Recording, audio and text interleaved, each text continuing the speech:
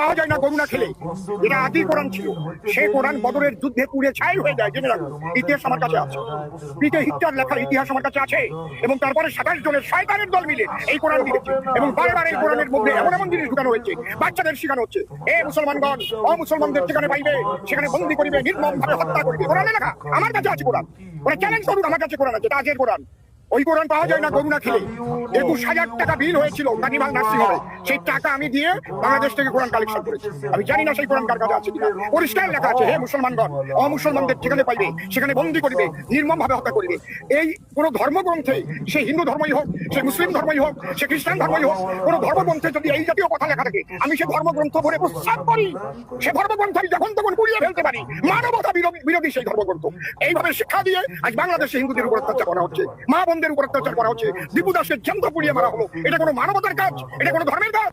ধর্মে মানুষকে প্রেম শিখায়, ধর্মে মানুষকে গাছপালা পশু পাখি সবাইকে ভালোবাসা শিখায়, আর ধর্মের দ্বারাই হিংসা শিক্ষা দেওয়া হচ্ছে। আর আমার মাননীয় মুখ্যমন্ত্রী তাদের উৎসাহী দেয়, সেই ইমাম ভাতা দিয়ে দিলাম। আর এই তো ইমামরাই তো করে এইসব শিখায়, উগ্রপন্থী তৈরি করে, আর তাদের যে ভাতা দেয় তাকে আমার বলার মতো কোনো মানসিকতাও নেই। ওনার মুখে আমি থুতু দিই। রাজ্যের সম্মানীয় বিধানসভার সদস্য, গায়ক, সংস্কৃতিপ্রিয় মানুষ বলে নিজেকে দাবি করেন অসীম সরকার, আপনি যে ধরনের নোংরা কথাবার্তা আমাদের পবিত্র কোরআন শরীফ নিয়ে বলেছেন, আমি একজন মুসলমান হিসেবে আপনার এই বক্তব্য তীব্র বিরোধিতা করছি। বাংলার বিভিন্ন থানায় আপনার বিরুদ্ধে এফআইআর হচ্ছে।